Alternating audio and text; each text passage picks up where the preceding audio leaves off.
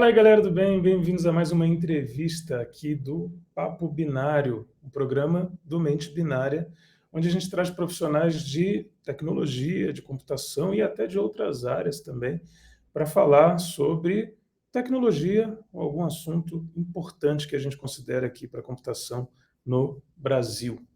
E hoje a gente está com a Silvana Tavares. Bem-vinda, Silvana. Bom Tudo dia. bem? Tudo bem, você? Tudo ótimo. Melhor agora com a sua companhia. Eu que estou melhor. A Silvana, ela é especialista em inteligência de ameaças, Threat Intelligence. A gente já falou sobre isso por aqui e agora a gente vai falar mais com ela, né? Ela é especialista em Threat Intelligence numa empresa de dados, aí, Big Data, coisas muito grandes e muito sérias. Mas eu vou deixar para ela se apresentar. Profissionalmente, assim, Silvana, o que você faz hoje? Quais são suas atribuições? O que você entrega aí para a nossa sociedade? Tá legal. Bom, eu trabalho com o Threat Intel numa empresa de dados. A ideia principal, eu brinco que não é um hunter, mas a ideia é você identificar ameaças, você correlacionar essas ameaças, né? A ideia é toda a construção de uma inteligência em cima de uma ameaça, seja ela por uma fraude, por um ataque, por um vazamento, o que tem por trás daquele ataque, a inteligência como ele foi executado e a inteligência que pode ser colocado dentro de melhorias ou de um processo de uma empresa.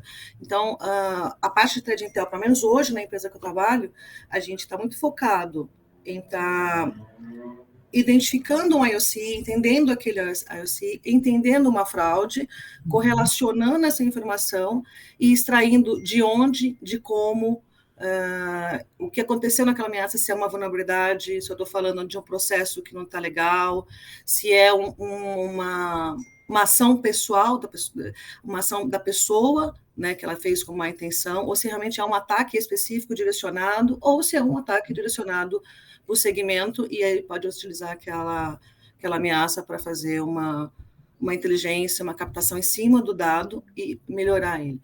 Eu acho que a gente hoje consegue fazer isso bacana, mas ainda tem um viés muito grande com fraude. Mas na área de inteligência, eu acho que hoje está bem interessante nesse sentido. Claro que tem muito a melhorar ainda no ambiente, mas até de Intel para a gente lá é uma análise em cima de um vazamento, de uma ameaça, de um ataque, mas pensando na inteligência daquele processo. Tipo, o que eu posso pegar de informação para jogar para uma melhoria? Pensando na inteligência mesmo, sabe? Tipo, legal. Como que foi feito? Eu brinco que é um pouco da mente do atacante, assim, ou do fraudador, o que eu tenho nessa intenção. Entendi. Né? E eu trabalho há alguns anos, eu trabalho há 6 anos e meio com inteligência. Uau! De consultoria, fiquei um bom tempo ali numa consultoria trabalhando só com investigação, só com parte de monitoramento do nome, da marca, e eu acho que depois me deu esse skill, fui para o segmento fechado, não fui mais para a consultoria, e é bacana, porque você sai da consultoria e vê a consultoria é um outro mundo, né? Você vê tudo, muito segmento, várias coisas, mas quando é interno, o seu foco é muito o que está acontecendo na minha empresa, para que eu, perante o mundo, o que está acontecendo no mundo e que eu consigo trazer para dentro da empresa. E eu estou como especialista e é legal. Nossa, muito, muito legal, assim. E você falou umas coisas aí que eu já tenho mais perguntas, que eu achei muito legais. Por exemplo, você falou sobre os IOCs, né, os indicadores de comprometimento, seria essa a tradução? O que vocês consideram, assim, na área de Threat Intel, né? O que você considera um IOC? Assim, pode ser um endereço IP, pode ser um e-mail também, pode ser uma mensagem, só para a galera... Cara, para a inteligência é muito amplo, porque depende do que você vai olhar. Se eu estou falando de ataque, aí eu estou falando de hash, eu estou falando de endereço de IP, e até mesmo uma assinatura de um ataque, porque se você pegar um malware, por exemplo, e ele, se for replicado, ele tem uma assinatura inicial, de quando ele foi construído. Ele depois vai ter uma segunda, terceira assinatura de como ele foi reconstruído. E essa assinatura, que eu chamo de assinatura, na verdade não é muito usado no mercado, mas eu chamo de assinatura porque quem construiu, ele foi construindo para um código específico. E é muito louco, porque conforme você vai analisando isso, você consegue chegar até quem...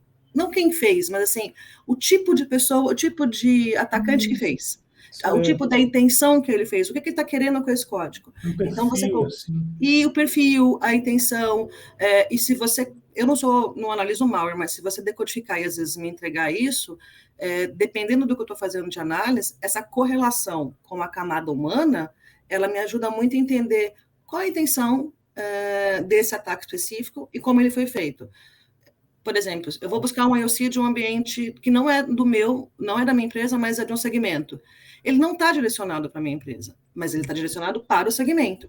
Então, às vezes, esses indicadores, ele vai estar imputado no meu ambiente, porque eu vou precisar, porque ele não está focado na minha empresa, mas está focado no ambiente, porque às vezes é o mesmo processo de ação, de conexão, é o mesmo processo de login, é o mesmo processo de venda. Então, ele torna isso muito palpável, mesmo não sendo eu o alvo. Sim. Né? Mas quando você vai falar, que aí não é ELC, mas você quando for falar em pesquisa mais uma investigação de fraude, ela pode ter vindo de um ataque. Aí aquele IOC te ajuda a direcionar uma vulnerabilidade e entender como é que essa fraude aconteceu. Então, é muito correlação, Fê. Pelo menos na minha opinião, e o que sempre me favoreceu, é a correlação. Eu correlaciono muito uma vulnerabilidade versus uma fraude, versus um processo, e um IOC muito ligado a um... Eu tenho esse IOC, eu tive esse IP, por exemplo, em algum ambiente, e esse IP me gerou algum impacto, e automaticamente gerou alguma fraude. Se eu tiver essa historinha, sabe, essa sequência, isso às vezes me dá um norte muito mais fácil para investigar. É claro que a gente está falando muito no geral aqui, que aí vai depender de caso a caso, mas na minha cabeça é muito a correlação. O que eu consigo trazer, às vezes, de um IP, por exemplo? Do IP, eu posso chegar num perfil de rede social. Eu já passei por alguns casos que era muito técnico, era muito análise de malware, era um malware imputado, e por um erro muito bobo do atacante, a gente conseguiu chegar no atacante. Mas veio dos IOCs, veio daquela análise que foi feita muito técnica, e uma percepção falar, opa, peraí, eu vi esse nome aqui em algum lugar, aí corre ali nas análises de pessoas, que é o que eu chamo, camada humana, e aí vira OCINTs e tudo, então você vai buscar esse dado e você fala, pô, tá aqui, esse nome é relacionado a essa rede, é relacionado a essa pessoa, às vezes uma publicação no Google, e você consegue juntar o mapinha, que é outra coisa bacana de Crediintel, é esse mapa... Eu chamo, para mim é um mapa mental, porque fica tudo muito na minha cabeça, esse desenho dessa ocorrência, e você coloca tudo ali, IP, hash, data, volume, vai muito pessoal de cada um, mas no meu caso ajuda muito isso, porque como eu olho a ameaça no sentido de um ataque, uma vulnerabilidade e versus a fraude, essa correlação me ajuda muito. Então, aí me ajuda nesse sentido. Eu posso extrair hash, eu posso extrair... eu já extraí informação, por exemplo, de um ataque de DDoS, a gente extraiu os hashes do IP e a gente foi rastreando isso dentro dos ambientes, e aí eu correlacionei com fraude. Falei, opa, isso aqui a gente teve data. Pegou data e horário, peraí. Deixa eu olhar isso aqui. A gente teve isso no dia 20, na sequência eu tive fraude assim. Opa, então vamos olhar isso aqui. Vamos ver o que correlação. Aí você começa a ligar o ponto, por exemplo, do IP para o outro, e aí mapeia servidor, mapeia dado. Então, aí você, para mim, é muito pulverizado, por isso que eu brinco, não dá para ser muito na pedra ali, dizendo, não, tipo, não, é o hash aí, e aí, etc. Não, é uma... Eu vou falar como eu brinco com o pessoal, cara, é um olhar pequeno que dá uma sensação de falar assim, peraí, isso aqui eu consigo ligar com qual ponto? E aí eu acho que trade digital para mim funciona assim. Entendi. Uau. Nossa, trabalho legal, hein? Tô bastante inspirado aqui a perguntar. Eu amo Jardim Bel, então Não, dá para ver, você fala super bem e com muita propriedade mesmo, assim, de gostar do que faz. gosto bastante. Então, em termos de ferramentas, como é que funciona essa área onde você trabalha? Eu sei que, de repente, empresas diferentes têm abordagens diferentes, mas vocês mantêm um banco de dados assim com esses eventos, com essas coisas? Tem alguma ferramenta que você possa falar o nome, alguma coisa gratuita ou não? Vocês desenvolveram tudo? Como é que é isso? Dá para você desenvolver, dá para você desenvolver bastante coisa, porque a ideia bacana de Thread Intel, quando você olha o mapeamento, ele tem que vir de uma camada de tecnologia, aí você vai pegar muito interno, é uma camada interna, você vai olhar todo o seu ferramentário, CIEM, CF, Firewall, tudo que você tiver de log, o log da sua aplicação, então isso é seu ferramentário interno. Externo, você vai procurar ferramenta específica. Eu gosto do Maltego, tem muita coisa free em Ozint que você consegue buscar e você consegue extrair. Tem o IntelliGenX X, que ele é bacana, e ele é Legal. free, tem uma parte dele que ele é free. O Maltego também tem uma parte que é free. Sim. Deixa eu ver o que mais. Ferramenta que se usa. Que dá. Isso é específico de Thread Intel, né? Você consegue Uhum. fazer extrair inteligência. Aí tem as pagas, mas tem muita coisa que você consegue buscar nesse dado e usar muito o Zint. E open source, porque você consegue pegar muita coisa e sair. Eu não sou a melhor pessoa de sair configurando, automatizando, mas para quem consegue fazer isso tipo num grande banco. E Uhum. tem toda a sua camada que é de busca muito do seu processo versus esses dois dados, né? Eu brinco de PPT, é o Partido do Tecnologia, Pessoas, Processo e Tecnologia, e você vincula isso. Tá. Agora, o bacana é você criar esse mapa mental, e existe uma coisa muito legal que deu certo, não descarta o passado. Por que você não vai descartar o passado? Por exemplo, se você começar a investigar uma fraude, acho que falar de fraude é um pouco mais fácil, para a gente dar o exemplo, Tá. e seja ela onde for. Se você for olhar no passado, 6 meses atrás no seu ambiente, você vai identificar alguma coisa do IP, você vai identificar de algum ataque ou alguma vulnerabilidade que deu uma abertura para aquela fraude. E Uhum. principalmente o IP, porque o atacante, ele não vai do nada falar, puta, eu vou atacar a empresa Silvana S.A. Não, não vai. Ele vai passar um período mapeando a sua Uhum. empresa. Só que a gente não olha muito o passado. Então é Entendi. legal eu tive sei lá, uma fraude específica, mas foi pequena. Aí eu deixo ela documentada e pode esperar, porque daqui a um tempo depois ele vai vir muito semelhante, ele vai tentar de novo. Então, o nome, canal de onde você achou, você pode colocar o grau de risco, você pode mapear isso e deixar ele, o quanto foi de impacto. Tem algum ponto que você vai sempre ligar, principalmente quando você está numa consultoria.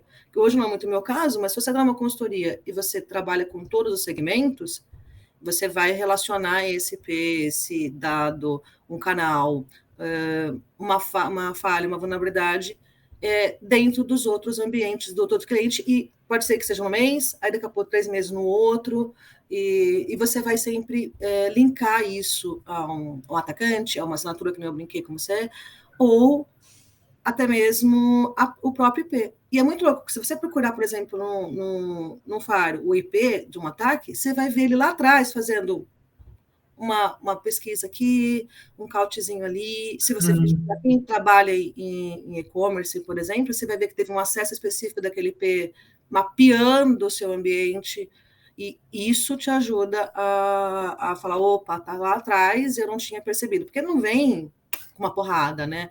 A fraude nunca vem de cara. Dizem, eu lembrei daquela frase que a gente vê nos filmes, assim, né? Sei lá, que o criminoso sempre volta ao local do crime. Nesse caso, Volta. o momento do crime já é um retorno, né? Quando eu falo em fraude, sim, porque é monetização, né?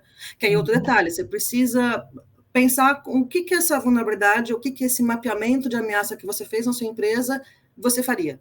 O que que eu ia ganhar com isso? Você tem uma vulnerabilidade, sei lá, de passar um cartão de crédito no e-commerce, O que eu ia fazer com isso? Eu quero brincar de gerar impacto? Eu quero gastar, eu quero monetizar esse valor para mim?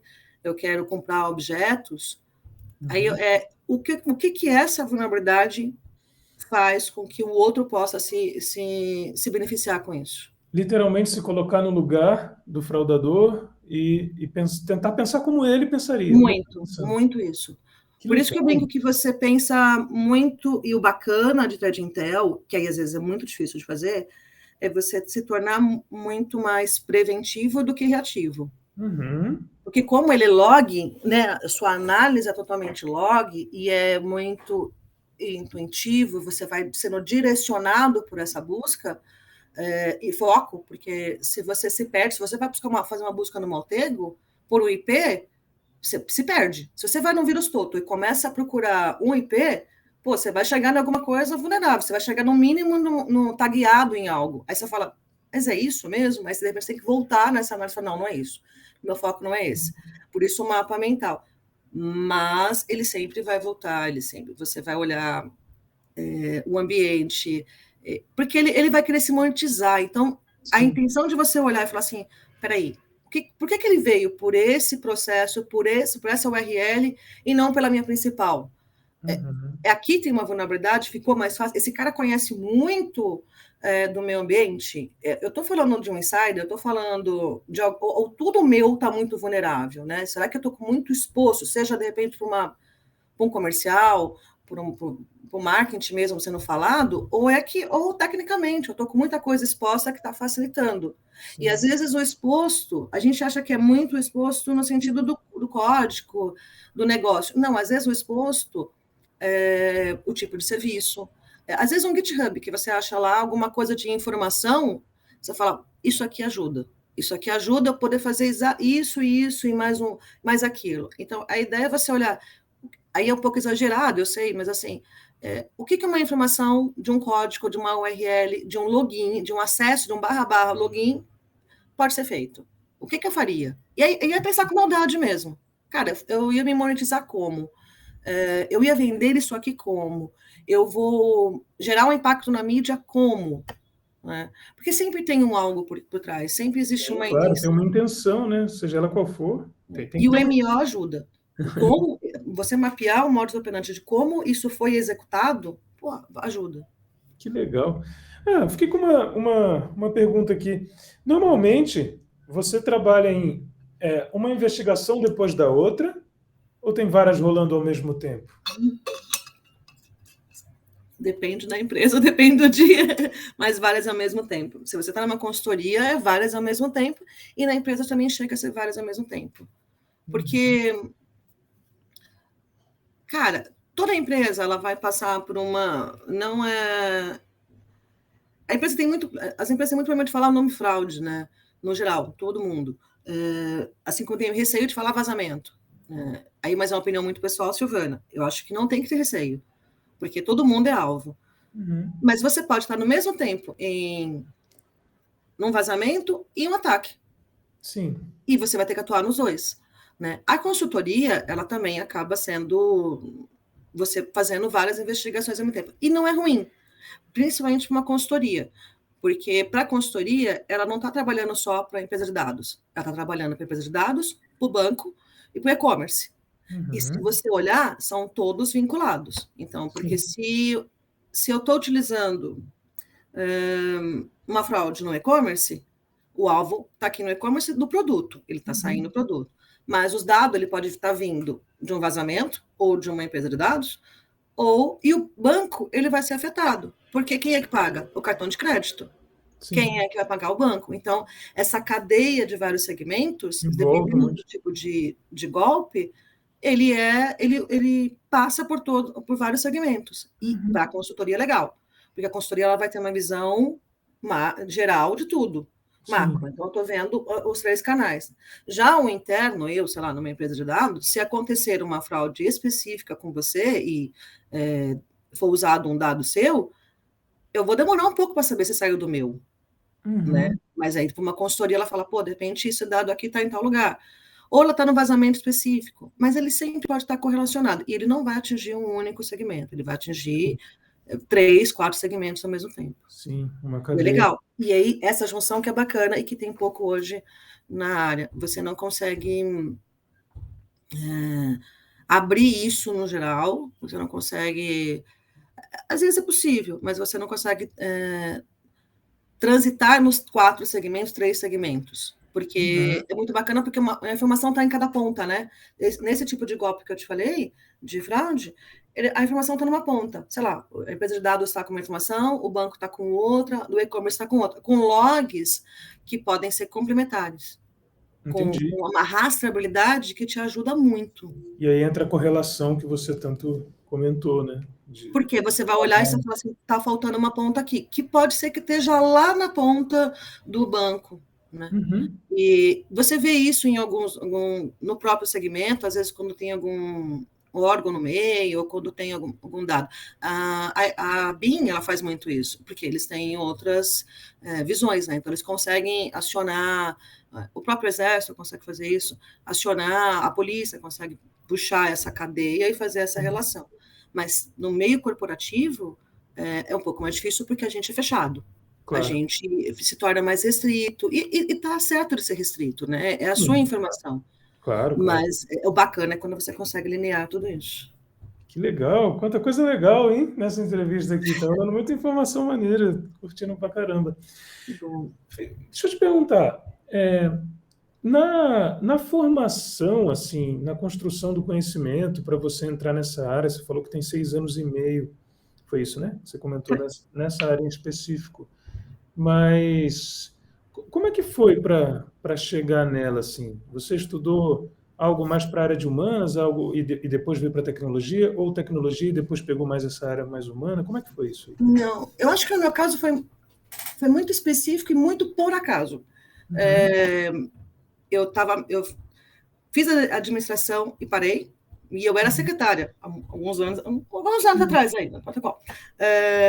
E eu do nada falei, puta, vou encontrar com os amigos. E eu sempre fui muito curiosa para tecnologia, mas tecnologia era uma coisa na minha época muito de homem, muito técnico. Eu falei, não, acho que não funciona. E uns amigos meus, nessa coisa de encontrar amigos, numa sexta-feira, não, vamos encontrar, vamos tomar uma cerveja. E eu brincando, e eles eram todos de TI. E eu brincando, eu falei, é uma área que eu gostaria de um dia fazer. E brinquei, numa outra vida. Ele falou, vai lá e faz um vestibular. Faculdade nem é de ponta. Eu falei, tá, vou fazer. E aí, vestibular era no domingo. Fiz o vestibular, fácil de entrar, mas entrei. Aí eu tinha 2 opções, virar estagiária ou continuar como secretária. E eu optei em virar estagiária. Então, foi um recomeço bacana. Só que eu fui muito com foco de... Aí é suporte, normal. E apareceu uma oportunidade de fazer pesquisa científica no INPE. E eu falei, legal. Aí meu professor falou assim, pô, pega a segurança. É uma coisa que está meio no boom ali, é legal. E eu me apaixonei, literalmente. E aí eu fui focar em coisa de segurança, fui atrás, fui virar estagiário de segurança. Só que muita carinha de risco. E aí um dia o Bordini me achou no LinkedIn, pelo perfil de risco, ele falou, vamos conversar, eu tenho uma área de TED Intel, vamos bater um papo. Eu achei que ele era um pouquinho louco, eu falei, cara, eu não combino com isso não. Mas ele abriu meus olhos assim, falou, cara, eu acho que dá para você fazer pelo ponto de risco. Eu acho que ele foi muito assertivo, porque eu me apaixonei muito em TED Intel. Muito. Legal. A gente entrevistou aqui no Papo Binário 53, a edição 53 foi com ele aqui, sobre Threat Intel. Entendi, que legal. Ele teve um olhar muito bacana para mim, porque eu realmente não...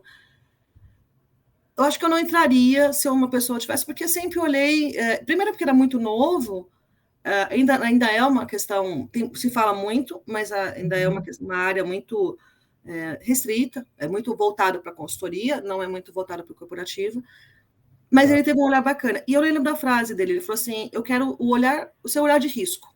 E eu acho que isso funciona até hoje. Essa cabeça de pensar... Porque você veio de uma área de ameaça, né? Fazia GCN. Então, automaticamente, você potencializava a ameaça. GCN é o questão quê? de continuidade de negócio. Legal. Tá. Então, você potencializa o risco. E aí ele falou, é isso que eu preciso para um olhar de inteligência. Legal. E eu acho que foi dali. Foi dali que surgiu isso. Que visão Foi boa. fácil, nem sempre, mas foi legal. E eu queria te perguntar, assim, para as pessoas que querem entrar nessa área, que gostaram dessa entrevista, que ouviram, que assistiram, você recomenda alguma linha de estudo, de preparo e algum recado especial aí para as mulheres também que estejam objetivando e se sintam inspiradas pela sua história, que sem dúvida é inspiradora? Primeiro, estudar segurança. Vai se especializar em segurança, e aí você tem que... Porque hoje só existe, acho que uma ou duas pós específicas de Threat Intel. Não tem muito, né? Então, e tem poucos cursos específicos, ele é muito pulverizado, assim. Foca em segurança, foca em defesa, e aí você precisa saber o que você quer fazer. Você pode fazer forense, você pode fazer o próprio Threat Intel, mas eu acho que você precisa saber exatamente o que você quer fazer e se reconhecendo, sabe? Porque o Threat Intel ele tem um meio muito investigativo, então você precisa gostar disso, porque se você é muito técnico, talvez você vai sentir falta do muito técnico, porque nem sempre você é muito técnico não precisa fazer a investigação. E tem uma tendência sempre a galera querer ir para fraude, né? Quando eu falo galera corporativa, você não tem como você não ir olhar um olhar de fraude. Então, se você gosta muito do técnico, talvez o Threat Intel não te ajude. Não é legal.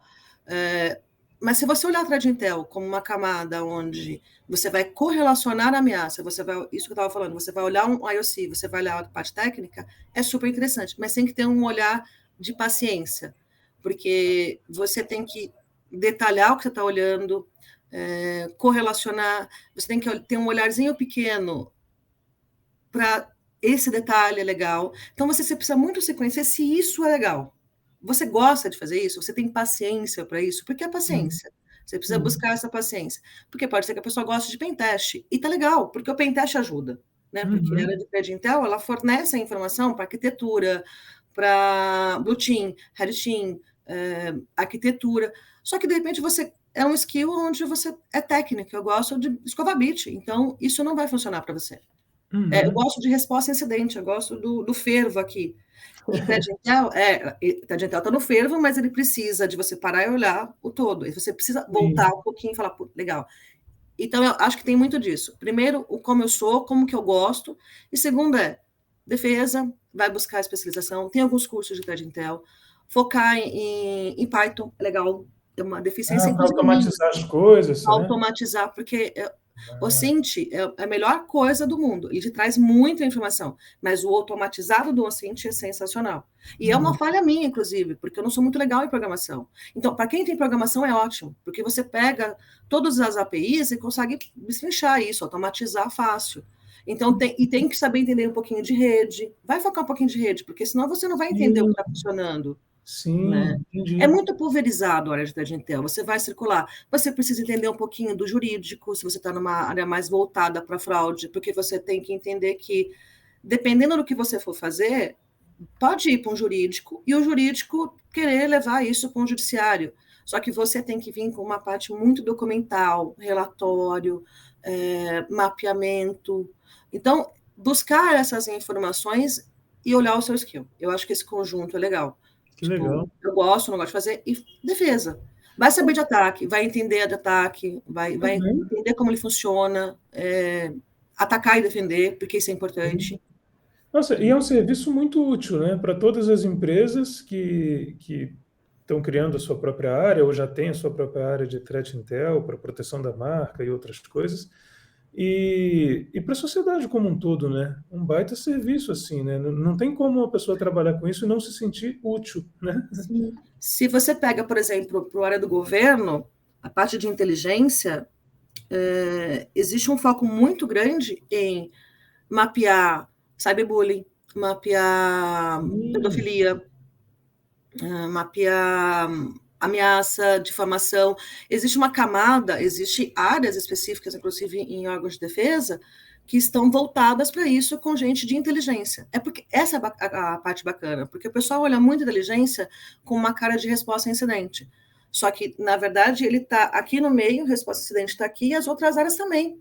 Então, você vai circulando isso, você distribui para a área de risco, você manda para a área de compliance, você fala com o jurídico, você conversa com tecnologia, você conversa com Red Team, você conversa com Blue Team. Porque eu posso pegar uma análise de um phishing e começar a jogar numa sandbox e olhar e falar, opa, peraí. Só que se esse phishing tiver uma vulnerabilidade, eu posso pedir para o Red Team. Se você não tiver o skill, você vai para o pessoal do Red Team e fala, vamos buscar o que tem nesse phishing? Se tem uma vulnerabilidade, tem dado. Então, você vai extrair o dado. E aquele dado que você extraiu, se você pega login do e-commerce, o login do e-commerce, você vai traquear esse login. O que aconteceu com essa credencial? O que você fez com esse mapeamento? O que essa credencial comprou, não comprou? Qual cartão de crédito? Qual IP? Qual o último acesso? Modelo, processo? Você vai buscando esse mapa. Então, como ela circula muito, você também precisa entender do jurídico, você precisa... Eu não posso ser ofensivo no phishing, porque se eu for ofensivo, ele vai ficar esperto. Quem está me atacando vai ficar muito esperto, não vai me deixar, vai fechar uma vulnerabilidade. Se é um servidor que você está analisando, é um servidor de ataque, como é que você vai ir ofensivo? E também tem uma camada que, tipo, se você, empresa, decidir ir para o judiciário, eu não posso invadir, porque eu perco a investigação. O juiz não reconhece. Nossa, então, você também precisa entender um pouquinho de lei, até onde vai. Não é o especialista, mas como que funciona? Até onde eu posso ir? Que legal. E entender do negócio. Sim. Nossa, é realmente uma junção de vários conhecimentos, né? E está no meio de uma correlação com outras áreas, né? Se alimenta e alimenta outras áreas também. Exatamente, ele retroalimenta, ele alimenta e retroalimenta. E a área de inteligência é exatamente isso. Porque se você faz, por exemplo, uma contra-inteligência, que é muito comum a gente fazer, por exemplo, phishing, que é essa análise do phishing, e você, de repente, quiser pegar uma vulnerabilidade e buscar o phishing, a gente chama de contra-inteligência. Então, eu estou agindo contra aquele ataque, o que a BIM chama de defender, não lembro exatamente a frase, mas é defender, entender o atacante para poder atacar. Acho que a frase é mais ou menos isso. Porque ela vem de uma origem de ataque, ela vem de guerra. A inteligência de ameaças, ela vem de guerra, vem do sentido da gente entender o atacante para eu contra-atacar. Então, é exatamente isso. Por isso que o contra-atacar, eu chamo para dentro da minha empresa, o que eu estou colocando de melhorias, e a própria contra-inteligência. Até quando roda phishing interno, quando você prepara um phishing interno, é uma contra-inteligência, porque você está mapeando a sua empresa para saber se ele está caindo ou não, em que tipo de phishing que ele está caindo, e que tipo de perfil que eu vou, de profissionais que eu vou atuar. O que eu tenho que trabalhar mais ainda em segurança para dentro daquela campanha que ela me trouxe, porque ela está me trazendo um dado. É uma extração de inteligência, esse é o sentido. Quando a gente olha nessa extração da inteligência de como ele foi feito, do modus operandi, do como ele pode se monetizar, ou como ele pode reagir ou impactar a minha empresa, é você extrair essa inteligência. Por isso que ela pulveriza muito em vários lugares e retroalimenta o tempo todo. É muito bacana. E funciona uma retroalimentação. Opa! Sil, olha, um banho aqui de informação para a gente, para os nossos ouvintes e assistentes. Acabei de inventar essa palavra, mas para quem está assistindo a gente, espectadores. Muito obrigado, viu, por duas coisas.